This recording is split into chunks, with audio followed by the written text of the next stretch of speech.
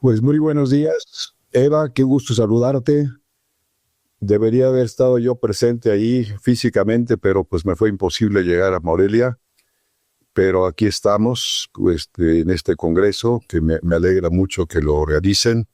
Saludo a la rectora, la magnífica rectora Lidia Nava, a Susana García, secretaria académica, a José Jesús Castellanos, que tuvo una intervención notable, a mi padre Abraham, que hemos trabajado muchos años en el proceso de canonización de Vasco de Quiroga, y es venerable. Tengo que decir que me duele mucho que no haya podido estar María Mercedes Delgado, si nos ve ahora desde Sevilla. Pues yo he estado con ella ahí en Sevilla, es una gran estudiosa de Vasco de Quiroga y es una pena que pues tenga problemas que le impidan estar ahora aquí. Era el platillo fuerte, la verdad, de este congreso. El primer plato, pues José de Jesús Castellanos siempre habla así, yo seré un postre sencillo, pero me parece que es interesante que ustedes conozcan algo que pues es inédito, porque hace relativamente poco pues publiqué un libro sobre Santa Fe de México, precisamente. Vasco de Quiroga pues hizo, vamos a ver si consigo presentar aquí. Pues este es un libro que publiqué hace unos meses, pocos meses, que tiene, pues que fue un libro casi fortuito, porque aunque sabemos que Vasco de Quiroga hizo dos pueblos, hospitales, quizá un tercero, pero los dos conocidos son Santa Fe de los Altos de México, arriba del pueblo de Tacubaya, pueblo de indios, cerca de Tenochtitlan, y el segundo, ese fue fundado en 1532, muy pocos meses después de haber llegado a la Nueva España, y luego Santa Fe de la Laguna, que todavía perdura y tal, ¿no? Generalmente pues se ha estudiado mucho en los temas de los pueblos hospitales, todas las ordenanzas, pero teníamos pues unas ideas más o menos genéricas. Se había estudiado mucho más Santa Fe de la Laguna, entre otras cosas porque pervive de alguna manera todavía. Y de Santa Fe de México, pues prácticamente nadie había escrito sobre algo específico, qué pasaba justamente en ese primer pueblo que fundó Vasco de Quiroga.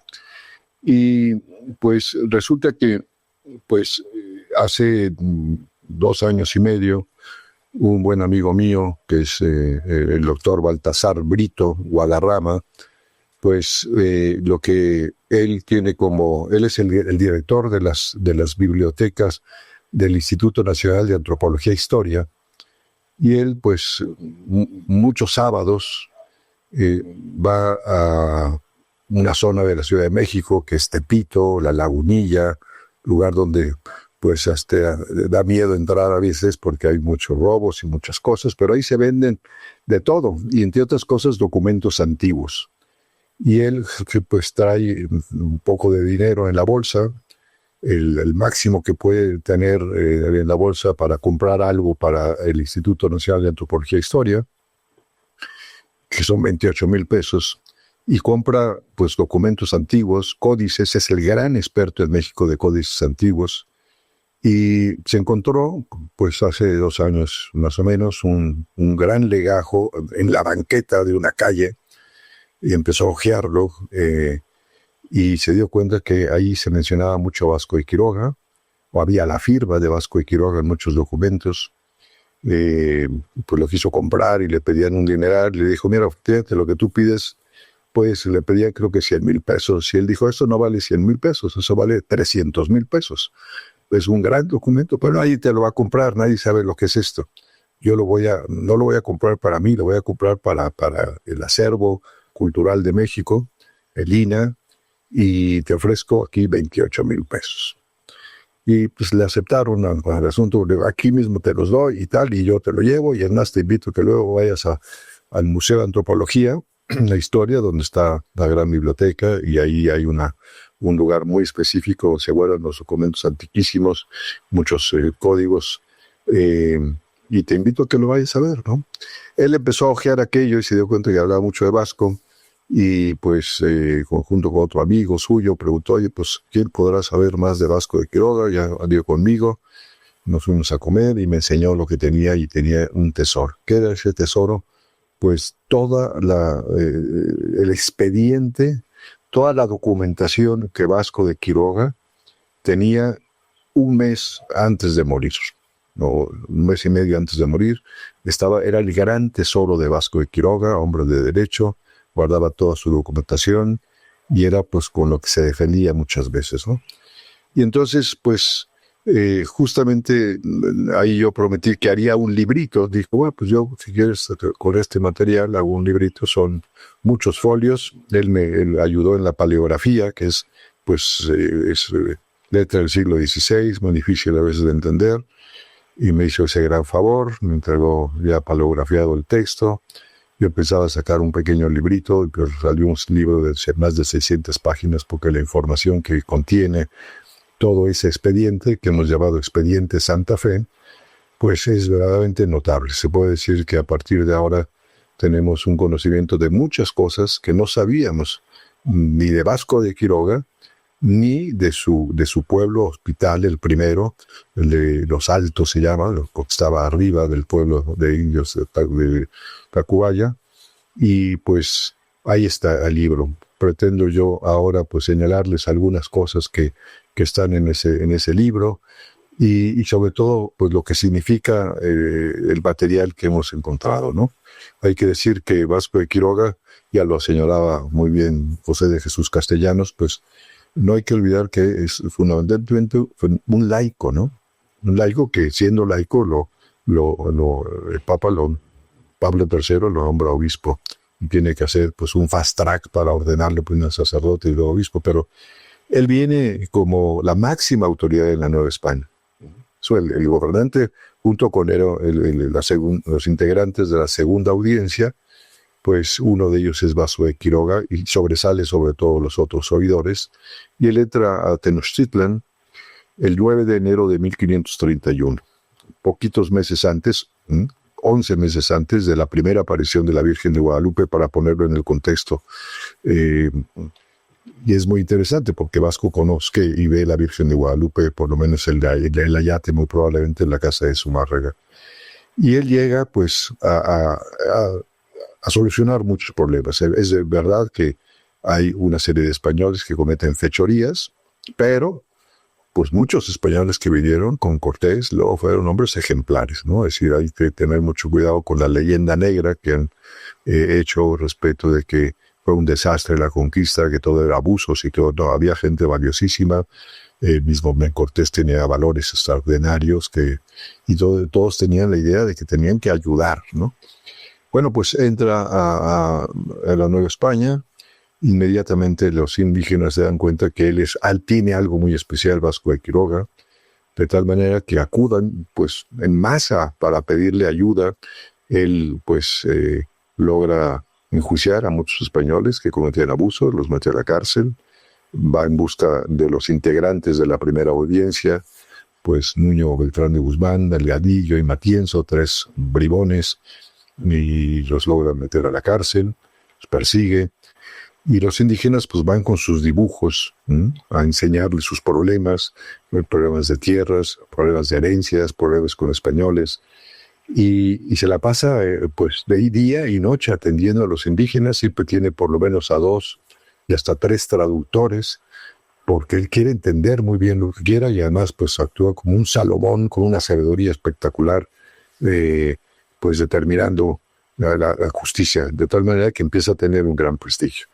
Pero claro, Vasco se da cuenta, nada más llegar, pues que hay unas condiciones muy desfavorables, porque hay muchas viudas, ¿no? Después del sitio que se hizo de muchos meses en Tenochtitlan, muchos se mueren de hambre, y luego pues la acción de guerra, ¿no? Que fueron unos cuantos españoles comparados con los miles y miles de indígenas, especialmente tlaxcaltecas, y cholultecas, de los de Chalcancingo, en fin, eso es lo que hizo Hernán Cortés. Tuvo esa visión de decir, pues todas estas gentes están muy molestas con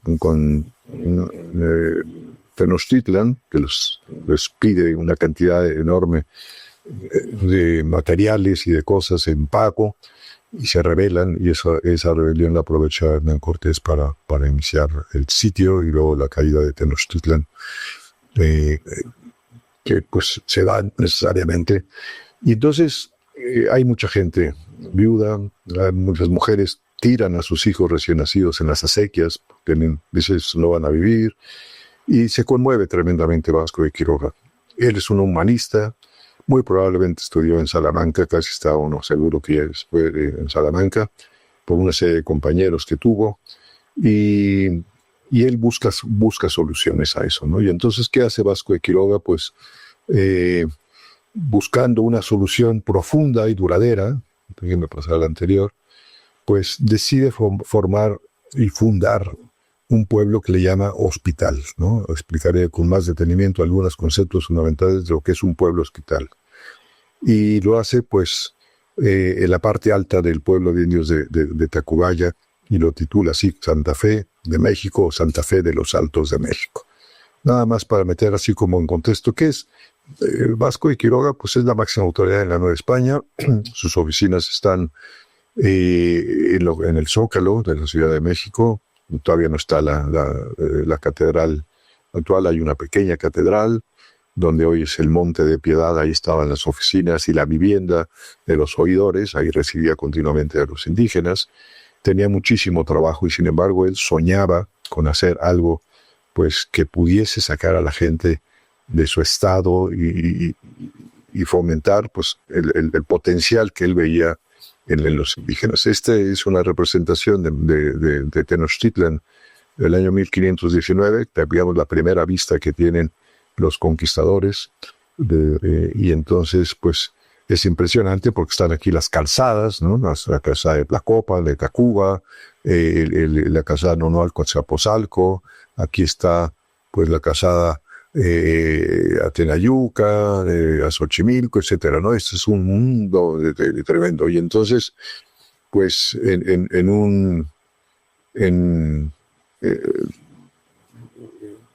Juan Gómez de Trasmonte, pues en 1628 hace todo un dibujo de cómo está en entonces, ¿no? Ya casi un siglo después, y pues aquí aparece más o menos en donde estaba Santa Fe, ¿no? Aquí está, pues abajo a la derecha pueden ver ustedes Santa Fe de México. Aquí está el acueducto de Santa Fe, o sea, ¿qué era esas montañas? Arriba del pueblo de indios, aquí está, digamos, los lagos. La ribera, pues estaba un poquito arriba de la ribera, el pueblo de indios de Tacubaya. Y Vasco de Quiroga, pues anda buscando dónde poner esa institución con la que ha soñado muchísimo, ¿no? Solamente para que se hagan una idea, pues arriba a la derecha van a encontrar, aquí estaba la catedral, hoy está la catedral, ¿no? Enfrente de la catedral estaban las oficinas de Vasco de Quiroga, y pues el camino a pie, pues le llevaba probablemente hasta 3 horas, ¿no? Quizá cortando, pero pues digamos toda esta zona verde es lo que es el bosque de Chapultepec ahora, ¿no? Ahora se ha ampliado hasta aquí con la 4ª sección. Y bueno, pues él caminaba, ¿no? Por todos estos y muchas veces en la tarde pues salía de su oficina y se iba corriendo ahí. A veces hacía noche en Santa Fe, arriba. Era un hombre muy, muy sacrificado y con un gran sentido de urgencia de poner solución.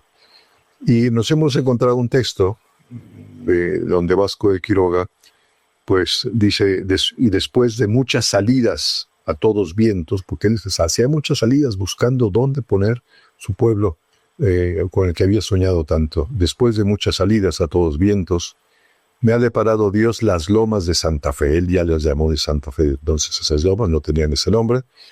Y dice, esas lomas, que era un lugar espectacular, ¿no? Porque bajaban ríos, había pues ojos de agua, manantiales, y dice que esas lomas me arrastraron desde que las vi el corazón por los ojos. Este es el lugar ideal. En ellas hay muchos indios y desde que voy a ellas se va a mi ejemplo, lo que él ya traía poblando más y más el sitio. Creo en lo que es el lugar más delicioso, lo más sano, lo más quieto que tiene el contorno. Y entonces, ¿qué hace Vasco de Quiroga? Pues se decide a comprar esas tierras. Ahorita explicaré cómo, pues, una cantidad de tierras tenemos justamente gracias a ese expediente de Santa Fe, todos los contratos de compraventa que hizo Vasco de Quiroga, todos los quienes eran los dueños anteriores, los anteriores a los que él les compró, los linderos, cuánto se pagó, qué había en ellos, si habían solo tierras de cultivo, si había ya algunas construcciones. Hay un mapa, el famoso mapa de Uppsala, está en la Universidad de Suecia, en Uppsala, que es más o menos del 1550, que es un mapa espectacular, que es un gran documento que pues, se conserva allí en Suecia. Ahí, pues, en un trozo, ya le dan, en 1550 aparece Santa Fe, este es el pueblo de Santa Fe, están los caminos, este es el camino real que va, pues, a lo que hoy es Toluca, y Santa Fe tiene, pues, ya en el mapa de Uppsala un lugar muy específico. Se quiere decir que para 1550 ese pueblo lo empezó en 1532, tenía muchísimo prestigio, ¿no? Aquí hay, pues, gentes que van por ese camino, gente que se cura, etcétera, etcétera, ¿no? Entonces, pues, lo que sucede en este pueblo, he hecho una pintura muy posterior que representa lo que era el pueblo de Santa Fe de los Altos, pues, tenía una iglesia, aquí le ponen un oratorio, tenía, pues, talleres, tenía, pues, una vivienda para el sacerdote que atendía ahí, tenía, pues, una enfermería, tenía unas familias, todo. Tenemos perfectamente detectados los barrios en los que estaba los 4 barrios que usaba Vasco de Quiroga, como los hay en Santa Fe de la Laguna, y en otros pueblos, que era un Garícuaro, por ejemplo. Pues eso le ayudó mucho a Vasco, porque ponía a competir los barrios, quién eran los que mejor se capacitaban, los que mejor servían. Y bueno, pues este legajo ha sido una maravilla. Era eso, que ese legajo contenía toda la documentación. ¿Qué hacía Vasco de Quiroga? Pues por supuesto que él andaba siempre con sus papeles, porque muchos atacaron las iniciativas de Vasco de Quiroga, ¿no? Les empezaba a tener envidia. Él fue comprando, se calcula, y aquí dice que se desactivó mi sonido. No sé si me pueden decir si están oyendo. ¿Me están escuchando? Sí, sí, sí. Perfecto. Sí, sí, lo escuchamos. Muy bien, perfecto. Salió un letrero que se había desactivado. Bueno, pues lo que hace Vasco de Quiroga es, al ir comprando esos terrenos, probablemente llega a tener entre 800 o 900 hectáreas, que son, pues, unos terrenos magníficos. Y entonces lo que hace ahí es que invita a los indígenas a que vayan ahí. Y hace, pues, unas construcciones a las que cada una le llama familia, ¿no? El tema familia es fundamental, por supuesto, en Vasco de Quiroga. ¿En qué consistían esos edificios? Eran entre 12, 15 casas con un patio central, digamos que hoy sería con una especie de régimen de condominio, y ahí decía que tenía que ir la familia completa, desde el abuelo hasta los nietos, o si había bisabuelo hasta los bisnietos. Atrás de cada una de las casas había un huerto al que deberían ir desde muy chicos los niños para aprender las labores del campo. Pero empezó a ser una familia, y luego otro edificio, otra familia, y otra familia, y otra familia. Pues llegó momentos que vivían en ese lugar probablemente unas 30,000 personas, pero bien unidas en familia. Pues desde pequeñitos las labores del campo, y todos los que eran recibidos en el pueblo pues tenían la obligación de aprender al menos 2 oficios, más las labores del campo, la gente mayor. Y Vasco, pues, trajo incluso de España profesores para enseñarles a hacer muchas labores de sus oficios, y los fue llevando a la perfección. Realmente fue una cosa maravillosa. ¿Cuál fue el secreto de Vasco de Quiroga? Pues que él conocía a cada persona. a cada persona la trataba como lo que es, con dignidad, sabía los nombres de la gente que estaba ahí y continuamente los iba a ver, ¿no? A pesar de que tenía muchísimo trabajo en la audiencia, pues él dedicaba mucho tiempo y pasaba muchas noches ahí atendiendo a la gente y sacaba el gran potencial que tenía cada uno de ellos. Los animaba, los impulsaba, los hacía cada vez más responsables y como ya pues señaló un momento José de Jesús Castellanos, pues había una democracia, ¿no? Es decir, se era por elección, ¿no? Como está toda la organización, tenemos toda la organización que nos, justamente en esa documentación tenemos los nombres de todos, hombres, mujeres y niños que había en 1565, el año que muere Vasco de Quiroga. Por eso es un documento espectacular lo que tenemos ahora de Santa Fe de los Altos de México. Bueno, pues esa organización del pueblo hospital tiene una connotación que es muy interesante. A ver si logro dar una síntesis. Tenemos pues toda la documentación con lo que Vasco fue poniendo y aquí les voy a presentar, pues, primero quiero presentarles porque realmente es una persona muy, muy notable, Baltasar Brito. Aquí estamos en la biblioteca de Lina, una biblioteca espectacular, y ese es el expediente, ¿no? Que encontramos, bueno, que encontró él, perdón, y yo lo he trabajado. Él me ayudó mucho en la paleografía. Bueno, pues es un texto donde son 298 folios. A veces es muy difícil leerlo, además está en desorden porque son muchos documentos de compraventa, boletos, favores reales, determinaciones de Vasco, apuntes para sus ordenanzas. Es un documento espectacularmente valioso, ahorita está en reparación y va a estar pues expuesto en el Museo de Antropología. Y entonces, bueno, pues lo que hay que entender es esa gestación, ¿no? Vasco de Quiroga es un gran humanista, un hombre que es muy culto, pues es un laico, tiene todo el conocimiento del derecho, de la teología, y él se da cuenta, pues, el gran valor que tiene el hombre, aquello que decía, pues, hace un momento José de Jesús Castellanos, que esa es la clave, ¿no? Como Dios nos hizo a su imagen y semejanza, y tenemos un potencial enorme, pero hay que sacar aquella imagen, ¿no? Somos la imagen de Dios, ¿no? Tenemos cosas semejantes a Dios, la libertad, etcétera. Y eso es lo que Vasco entiende muy bien y lo que es la vida social, la vida de familia. Entonces, esa gestación, pues él hace mucha oración, también hay que decirlo. Vasco es un hombre muy piadoso, procura ir a misa todos los días, hace oración todos los días,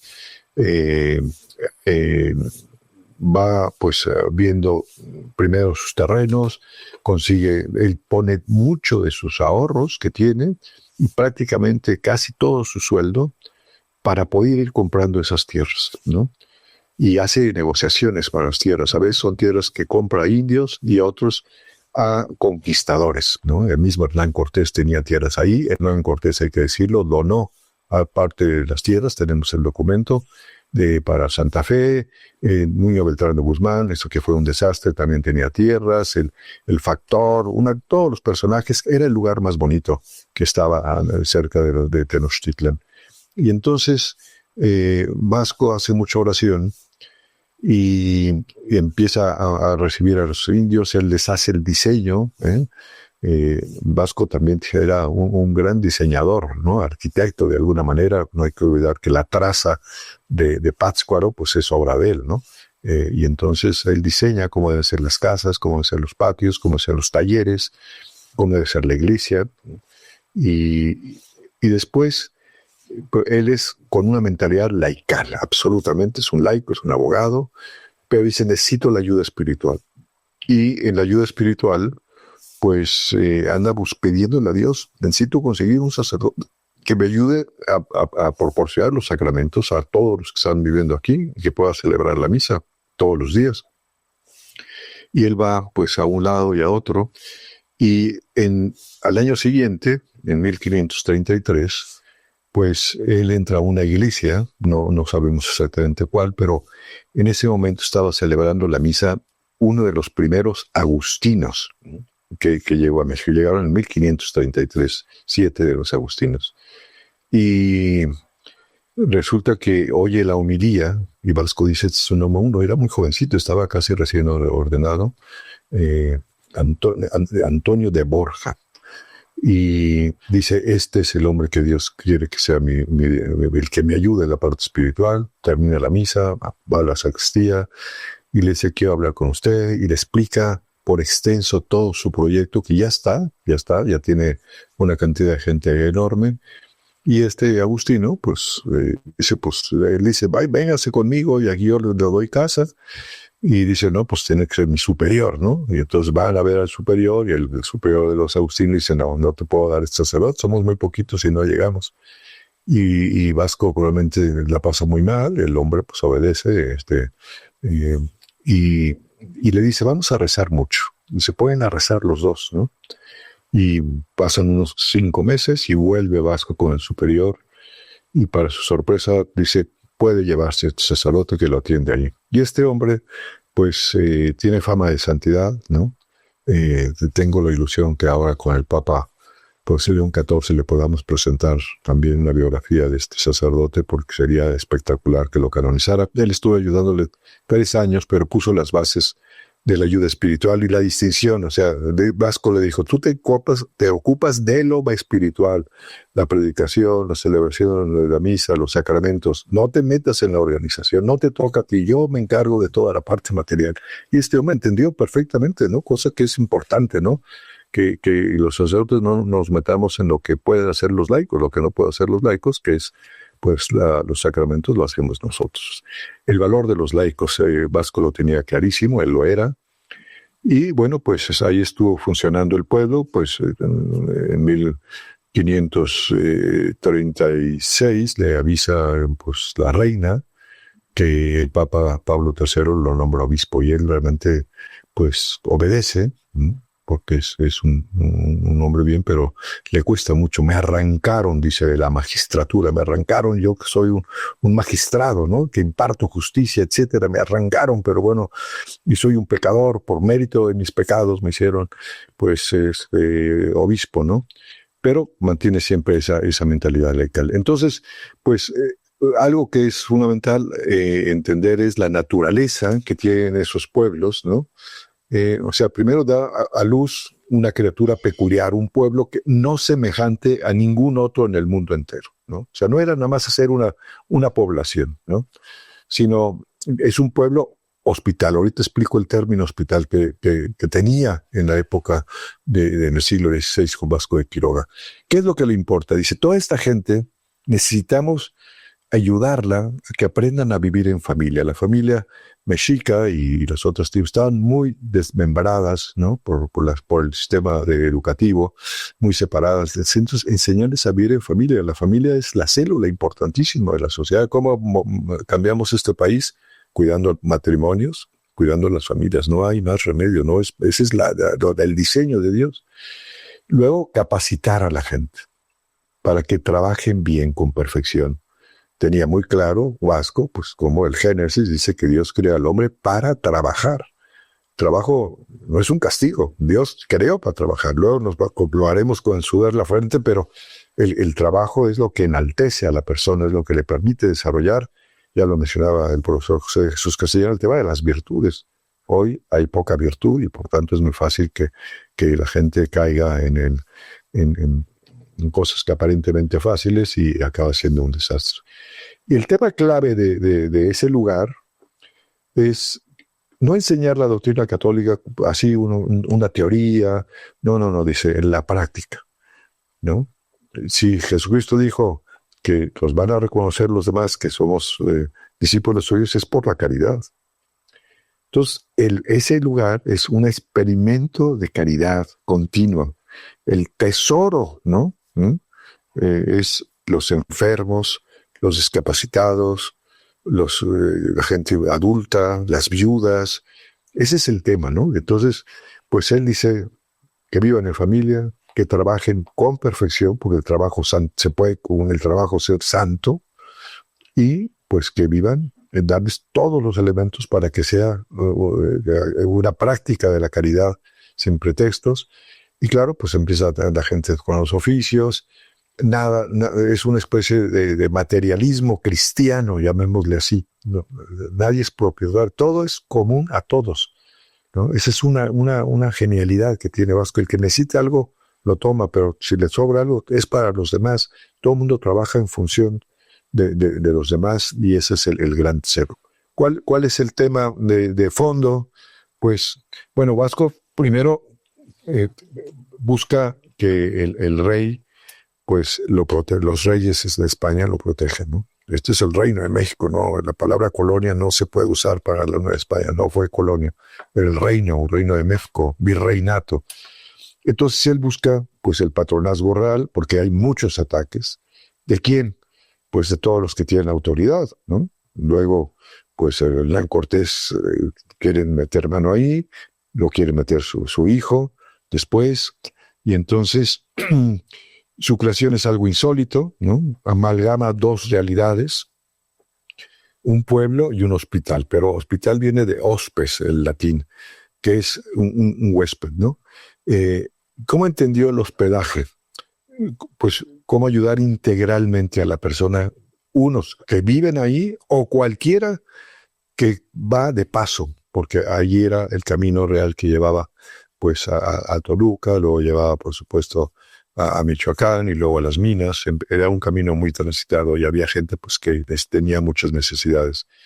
Y pues lo que pretendía es que en ese lugar la gente pudiese recuperar la salud en su totalidad, ¿no? Es decir, enseñarnos a vivir de familia, trabajar muy bien, vivir la caridad, ¿no? Y encontrar la salud del alma y el cuerpo. Ese es, ¿no? El tema de fondo es cómo ayudo a cada persona, una a una, no en masa. Y esa es la genialidad de Vasco de Quiroga. Precisamente porque estamos pues ahora aquí en la UBAC, pues por supuesto Vasco de Quiroga es pues el referente necesario y obligado, ¿no? Y pues yo me atrevo a decir, alguna vez te lo dije creo que a Eva, pues como un alumno de la UBAC debe saber muy bien la biografía de Vasco de Quiroga, tener muy claro cuáles fueron estas fundaciones, porque cada persona debería de ser otro Vasco de Quiroga. Cualquier egresado de la UBAC debería ser algo semejante, ¿no? En la manera de tratar a las personas, en su calidad de vida, en su sonrisa, su buen humor. Tenía muy buen humor Vasco de Quiroga. Y luego, cómo de alguna manera replicar, ¿no? Estos pueblos. Justamente en este libro que publicamos el último, un apéndice, pues pongo yo lo que me parece que podrían ser las condiciones ideales para que en cualquier parte de este país, y pienso también en Centroamérica y América Latina, pudiésemos replicar de alguna manera estos pueblos. En la parte esencial, Santa Fe de México, pues tiene cosas en común con Santa Fe de la Laguna, pero cada pueblo tenía su propia impronta, dependiendo de las personas, del tipo de trabajo que podían desarrollar, la geografía, etcétera, etcétera. Pero si imaginemos este México tan roto, tan violento, un tejido social pues muy roto, que pudiésemos replicar, ¿no? En cualquier lugar de este país pudiésemos replicar esta experiencia, porque tenemos todo el conocimiento de cómo funcionaban, tenemos todas las reglas y ordenanzas que puso Vasco de Quiroga. Ahí ha hecho una adaptación con lenguaje moderno de cómo podían ser estos pueblos.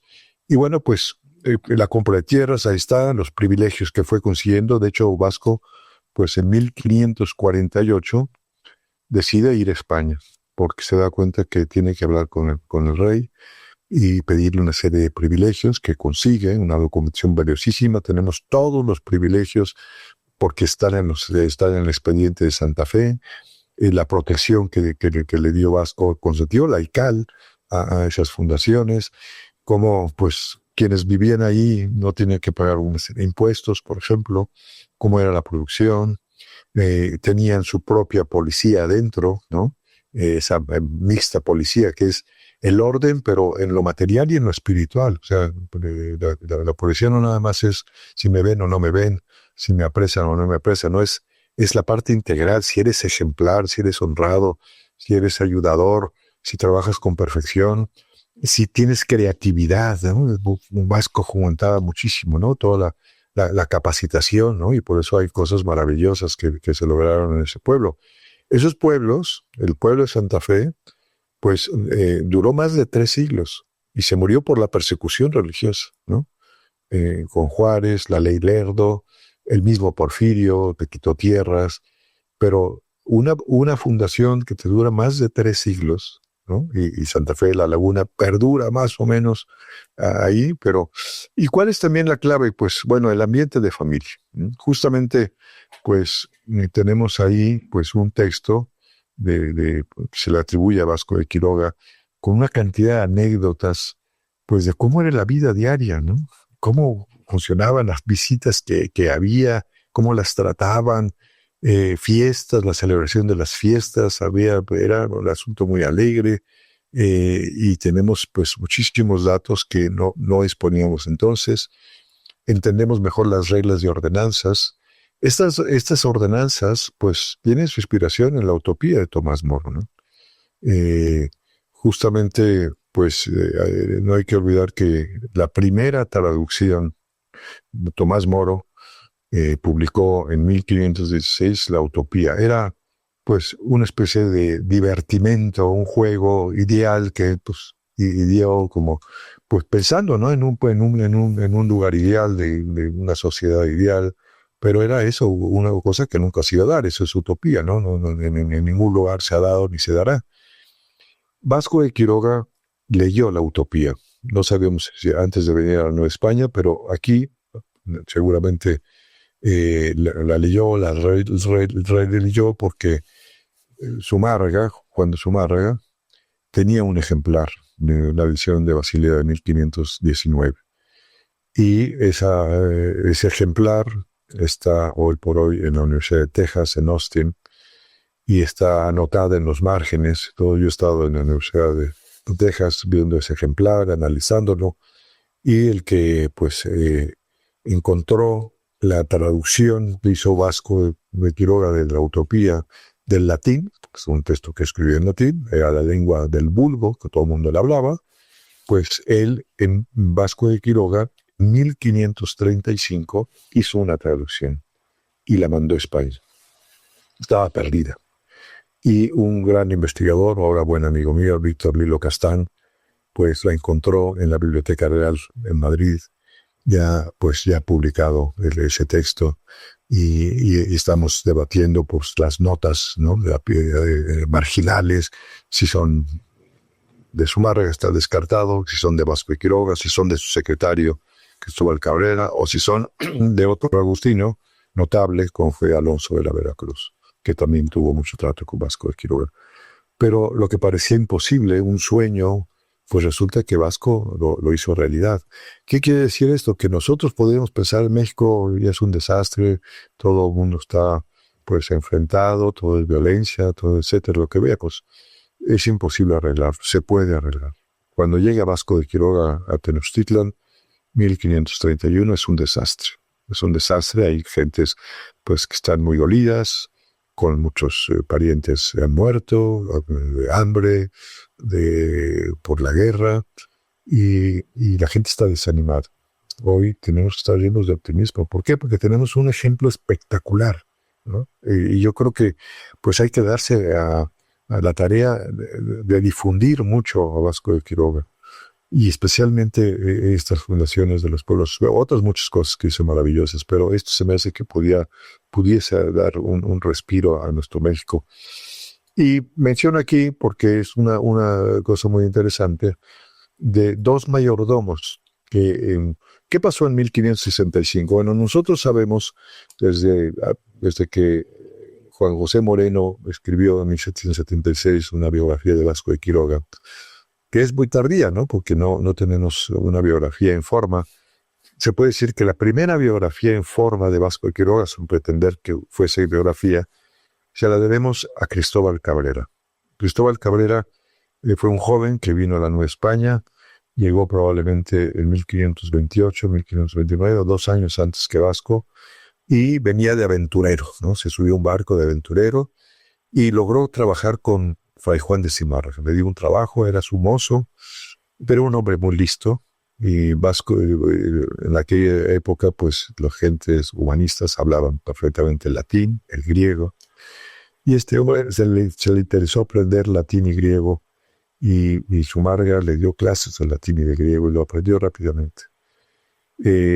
Cuando llega Vasco, pues ya como oidor, y se da cuenta de la valía de Cristóbal, pues con la anuncia de su Marga, lo invita a trabajar en la segunda audiencia, es como su ayudante. Aprende muchas cosas y es un hombre espectacular porque probablemente Vasco de Quiroga, pues cuando lo hacen obispo, que le urgen sacerdotes, uno de los primeros que ordena sacerdotes es a este Cristóbal Cabrera. Y otro es Pedro Yepes, pero que también trabajó con él. Pero este Cristóbal funciona como su familiar, le llamaban entonces, su secretario. Estuvo casi 10 años con Vasco de Quiroga en los primeros momentos de que es nombrado de obispo. Y él, pues, más o menos 10 años después, le dice a Vasco de Quiroga que ya se quiere regresar a España. Y una razón que le da, muy graciosa, es porque Vasco tiene que estar haciendo muchos viajes desde Pátzcuaro a la Ciudad de México porque sigue ayudando, en este caso al virrey Mendoza, en cosas jurídicas, porque es el hombre que sabe del derecho y sabe dónde había manejado la audiencia, y van y vienen de viaje, ¿no? Con una gran fortaleza esos viajes, pero en más o menos como 1548, Cristóbal le dice a Vasco, yo no quiero regresar a España. Le dice, ¿cuál es el motivo? Dice, es que en la Ciudad de México hay mucho ruido y mucho tráfico, ¿no? Pues eso en 1548 ya había mucho ruido y mucho tráfico, ¿no? Y se va a España, ahí dura unos tiempos, y luego Cristóbal Cabrera, pues decide ir a Roma y compra una casita, pues pegado a donde están ahora los agustinos, en la vía de la Conciliazione y atrás de la columnata de Bernini. Una casita para peregrinos la pone, para quienes van, videre Petrum, ir a ver la tumba de Pedro y Pablo, de San Pedro y San Pablo. Y ahí recibe. Y es un hombre ya tan culto que los cardenales le piden que les escriba algunos tratados. Escribe y le piden un cardenal amigo suyo que le explique la parábola de ese rey, esa parábola de Jesucristo, pues de los invitados a la boda y como algunos se resisten, no quieren ir, y finalmente compelle entrar, los obliga a entrar, dice, explícanos. Y él hace un tratado muy bonito que se llama De Sollicitanda Infidelium, que está en el Vaticano. Ese texto es precioso porque explica la parábola, pero los últimos capítulos, del capítulo 16 al 20, él dice, les voy a contar cuando yo trabajaba con Vasco de Quiroga. Entonces cuenta muchas cosas de la vida diaria de Vasco de Quiroga. Ese texto ha sido fundamental para la causa de canonización de Vasco de Quiroga, hoy venerable. Ese, pues, nos costó mucho conseguir, pues, fotografías del documento, un documento que nos puede tocar y, bueno, finalmente lo tenemos en la causa. Y ese es un texto fundamental, porque es la vida diaria, o sea, el sentido del humor, austeridad de vida, sus sacrificios, su oración, cómo componía himnos y cantos Vasco de Quiroga, cómo se celebraban, pues, en las fiestas, el bautismo, cómo hacía todo aquello. Bueno, pues, lo que hace Cristóbal Cabrera de la vida diaria, de alguna manera tenemos otra noticia con estos dos personajes, que son Pedro Lázaro Celote y Pedro de Santiago Tusquechos. ¿Por qué? Porque decía que siempre hemos dado como la fecha del fallecimiento de Vasco de Quiroga el 14 de marzo de 1565. Suele haber festejos, especialmente en Pátzcuaro y en Morelia, yo he estado en algunos de ellos, pero pues resulta que da la impresión de que no murió ese día, sino que murió antes. Y ahí lo explico yo en el libro. ¿Por qué? Porque pues Vasco estuvo en Santa Fe de los Altos, ya estaba muy enfermo, pero quiso volver a Pátzcuaro para arreglar una serie de pendientes, y desde Pátzcuaro le escribe una carta a Pedro Lázaro Celote y a Pablo de Santiago Tusquechos, pidiéndole una serie de cosas y que está mal de salud. Y entonces Pedro Lázaro va a Pátzcuaro a finales de 1500, en noviembre de 1564. Y es muy probable que le tocó la muerte de Vasco de Quiroga, que murió en Pátzcuaro. Está comprobadísimo que fue Pátzcuaro. Los de Uruapan pretendían que fuera su lugar, pero no fue en Pátzcuaro. Y pues probablemente murió el 1 o el 2 de enero de 1565. ¿Por qué? Lo afirmo ahora. porque Pedro Lázaro, a la muerte de Vasco, sale corriendo a la Ciudad de México, 6 días de viaje, y avisa a la audiencia que murió. Y en un documento del día 6 de enero dice, Vasco ya ha muerto. 6 de enero. Quiere decir que murió un poco antes. Bueno, no es tampoco relevante, pero lo interesante es la comunicación que tiene Vasco de Quiroga con estos dos sujetos y las instrucciones que les da. Vasco les escribe una carta y hace que se le escriban también en mexicano, porque ellos hablan mexicano, como que es el náhuatl. Y Vasco pide pues, que le traduzcan a estos dos la carta y todas las indicaciones. Hay ahí una información muy bonita, muy humana, muy cariñosa, ¿no? Entonces, pues está el tema. Entonces, inmediatamente, a partir del 6 de enero de 1565, la audiencia decide pues, que se haga una diligencia judicial a Santa Fe de México. Se retrasa hasta julio del 65 y tenemos todo el expediente. En ese expediente de Santa Fe, pues cada día que fue el juez y testigos y todo, entonces tenemos la relación de los barrios, de todos los que vivían en ese momento, es un censo de población, de todos los enseres que tenían pues en Santa Fe de México en julio de 1565, de todos los contratos, la cantidad de cosas que estaban ahí, ¿no? Son unas diligencias que se hacen el martes 3 de julio, el miércoles 4 de julio, 2 días después, y tenemos cada una de las actas, todo el censo de población, todos los bienes inmuebles, propiedades que tenía Santa Fe de México ya en la Ciudad de México que servían para mantener el pueblo, que las rentaba, todos los contratos de renta, los aderezos de la iglesia. Hoy sabemos cómo estaba la iglesia, la descripción de la iglesia, los paramentos, la enfermería, una cárcel, la panetería, tenía molinos, tenía batanes, un mesón para gente que iba de paso, la cocina, en fin, los animales, sabemos en ese momento cuántos animales había, de qué tipo, etcétera, etcétera, y con lo cual, pues hoy, gracias a este expediente, y pues está reflejado en el libro, yo señalo que pues ahí está el expediente, ya publicamos todo el expediente también, lo publicó la Universidad Pontificia de México, lo presentamos hace un mes y pico, una universidad pontificia, o sea, ya está el documento tal como se encontró, con el orden que se encontró. Yo tengo que decir que yo pasé muchas noches armando el rompecabezas con un Excel, este párrafo donde va y este otro y tal, y pues me pareció que ordené todo el rompecabezas, pero lo interesante es que hoy hay una gran información y está abierto a muchos investigadores, o sea que yo no pretendo dar la última palabra sobre Santa Fe de México, pero no teníamos algo tan específico para el pueblo, ¿no?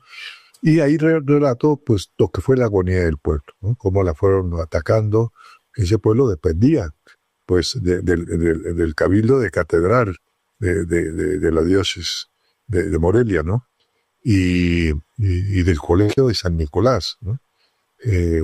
La verdad es que ese pueblo de Santa Fe pues debía sustentar el seminario de la diócesis de Morelia, pero pues empezaron a hacer malas inversiones, préstamos, luego hubo pues algunos de las personas que estaban al frente del pueblo que empezaron a vender tierras, empezaron a descuidar las reglas y las ordenanzas, es decir, el espíritu fundacional, digamos, el carisma del pueblo, ¿no? Y todo lo que les había señalado, al tal grado que luego cambian las ordenanzas, hacen una especie de síntesis. Las ordenanzas es un documento precioso porque es muy cariñoso y explica de cada uno de los preceptos cuál es el fondo, qué es lo que Vasco ve en ellos y de qué los está previniendo y salvando para que no se echen a perder. Pero luego, pues, del cabildo de Morelia, entonces, pues cambia las ordenanzas, se pierde el espíritu. Y cuando se pierde el espíritu fundacional de algo, pues les va a la ruina. Y se fue perdiendo poco a poco y luego vienen los ataques, pues, al cristianismo, al catolicismo, ¿no? Pues la ley Lerdo, que quita bienes a la iglesia, el Juárez, Nimón Porfirio. Entonces relato toda la documentación y toda la comunicación que hay entre el arzobispado de Morelia y el arzobispado de México. Hemos encontrado toda esa documentación, ahí está, que es muy bonita. y también da pie para seguir investigando mucho. Y luego, pues finalmente, más o menos, pues en 1880 y tantos se puede decir que ese pueblo pues ya pues pierde su esencia y se muere, pero ahí están pues algunas de las cosas que era parte del pueblo. A la izquierda pueden ver pues el desastre. Esta era la casa de Vasco de Quiroga. Él hizo una casa ahí y muchas veces iba ahí para hacer oración primero y luego estar con la gente. Muchas noches las pasó ahí y esa casa pues llegó a estar abandonada. Ese territorio, mucho del territorio de Santa Fe, pasó a formar parte del ejército, era parte del campo militar número 1. No teníamos acceso, era casi imposible entrar a esa zona, estaba protegida. Yo alguna vez entré ahí con algunas pequeñas palancas y buenas maneras, pero vi ese desastre. Pero pues se decidió, AMLO decidió meter recursos y hizo la cuarta zona de Chapultepec, que está funcionando, y reconstruyeron la ermita. Están pues reconstruyendo toda esa zona. Ahora viene pues un tren elevado y lo han dejado bastante bien. Yo he intentado pues que ese espíritu fundacional de Vasco de Quiroga lo conozcan las autoridades. He ido varias veces a la Secretaría de Cultura, busco citas, regalo el libro, como diciendo, aquí tenemos el tesoro, hagamos de nuevo de este lugar pues un pueblo, repliquemos un pueblo hospital, quizá para las familias de Santa Fe, los trabajadores del bosque de Chapultepec, pero pues de momento no he encontrado mucho interés. Esperemos que algún día les interese, porque es un lugar que por lo menos se ha preservado y se hacen actividades ahí culturales, etcétera, pero de Vasco de Quiroga. De hecho, ahora le llaman eso la ermita de Gregorio López. ¿Por qué? Porque después llegó un sujeto español, Gregorio López, pues que era un eremita, ¿no? Hizo allí, de la casa de Vasco, era su lugar de oración, un hombre con mucho prestigio, muy espiritual. De él sí se abrió también un proceso de canonización, porque estaba emparentado probablemente con el rey Felipe II de España. Le llaman la ermita de Vasco de Quiroga. La ermita era de Gregorio. Yo he hecho ya una biografía y en el libro que les he presentado pues está todo lo que sabemos de Gregorio López y luego todo lo que sabemos de la fábrica de pólvora que estaba ahí. Se puso una fábrica de pólvora, antes estaba en Chapultepec, tuvo muchos accidentes, la llevaron cerca del territorio que era del pueblo de Santa Fe, una construcción de don Porfirio, y pues explicó todo lo que es el Santa Fe, cómo la extracción de la pólvora del Popocatépetl. Ahí relato todo, cómo los primeros españoles subieron, todas las vicisitudes, cómo se hizo la primera pólvora, y luego había muchos molinos, porque tales corrientes de agua, entonces pues hicieron pues muchos molinos, y ahí doy cuenta pues por supuesto de la ermita, todas las reparaciones que le fueron haciendo, y luego pues el acueducto de Santa Fe fue muy importante. Esa agua llegaba a la Tenochtitlan, fue fundamental, y los molinos, pues ahí hubo el molino de Santo Domingo, el de Santa Ana, el de Valdés, el de Belén, el molino del Rey, la fábrica de pólvora. Entonces pues ahí está recogiendo toda la historia de lo que ha sucedido en Santa Fe, y pues concluyo con esa propuesta de poder replicar Santa Fe de México. Pues esa es un poco la exposición, yo con ánimo de que todos los estudiantes, profesores de la UBAC, pues sientan pues el orgullo de tener a Vasco de Quiroga como el faro que ilumina cosas maravillosas que se pueden hacer en la formación de los alumnos, en la formación de los profesores, y en tratar de replicar de alguna manera estas exitosas fundaciones de Vasco de Quiroga, los pueblos hospital. Pues muchas gracias por mi parte. Estoy a sus órdenes si quieren hacer algún comentario o pregunta. Muchísimas gracias, Padre Pablo Arce Gargollo. Hoy la Iglesia en México nos llama a construir caminos de sinodalidad, a reconstruir el tejido social y eclesial de nuestros pueblos con un espíritu profético y sinodal, y estas dos características justo me hacen pensar, hace un momento decíamos en la charla anterior cómo el proyecto de Vasco de Quiroga político, social, económico es eternamente actual, y también en el ámbito eclesial Vasco de Quiroga se adelantó a nuestro tiempo. Muchas gracias, Padre Pablo, por compartirnos este experimento de caridad en un espacio geográfico de Santa Fe, en México, que antecede a la gran obra aquí en Michoacán y que sin duda la perfeccionó Vasco de Quiroga, por este llamado también a esta réplica geográfica, a que en la UBAC se convierta en una réplica en el actuar en cada uno de los miembros de la comunidad universitaria Vasco de Quiroga. Muchísimas gracias, Padre Pablo Arce Gargollo, nuevamente gracias. Si hay alguna pregunta, algún comentario, algo que quieran extender en este momento, tenemos espacio para una intervención. Les pediría que se pongan de pie frente a la cámara para que el Padre pueda verlos. Felicitaciones por la exposición, Padre. La verdad es que siendo yo chilango, poco conocía de Santa Fe de México. Creo que esto era una necesidad tremenda porque siendo el primer Santa Fe, pues poco se había dicho de lo que ahí ocurrió. Ahí tengo yo un folletito raquítico de un grupo de fieles ahí que publicaron algo, pero que realmente no aportaba mayor cosa. Desde luego me apunto con un ejemplar donde lo encuentro. Y pues yo lo que quería era agradecer porque hacía falta un reflector sobre Santa Fe de México, ¿no? Y con el legajo, que han rescatado providencialmente, me parece que se abre una brecha de investigación y de conocimiento que era muy necesario, ¿no? Aquí en Michoacán, pues sí, Santa Fe de la Laguna, pues tiene toda una riqueza y como dicen, pues todavía algo queda ahí de la tradición de Don Vasco, ¿no?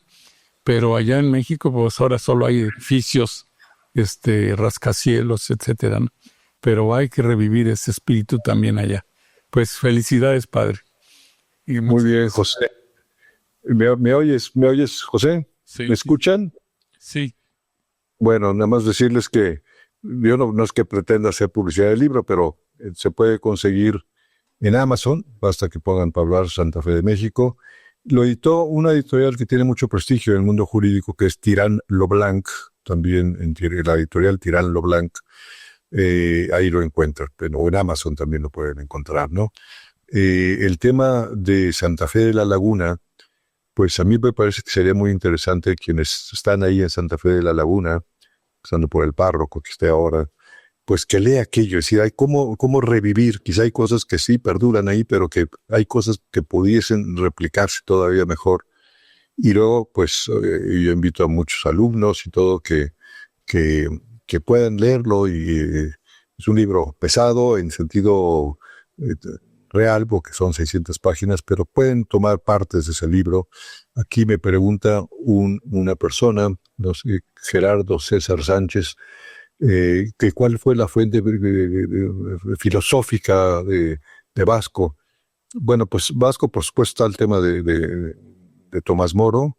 Él también, pues, estudia muchísimo a los clásicos, toda la época de oro, de pensar que puede haber y luego uno que lo inspira mucho es el que fue primer arzobispo de Granada, Hernaldo de Talavera. Hernaldo de Talavera, pues, fue confesor de la reina Isabel la Católica, y hay una anécdota ahí que la reina, pues, tenía su confesor, pidió otro, le dijeron, ahí está y la reina, pues, le dice al padre, hínquese porque yo soy la reina. Y le dijo, usted, hinca usted porque yo soy Jesucristo.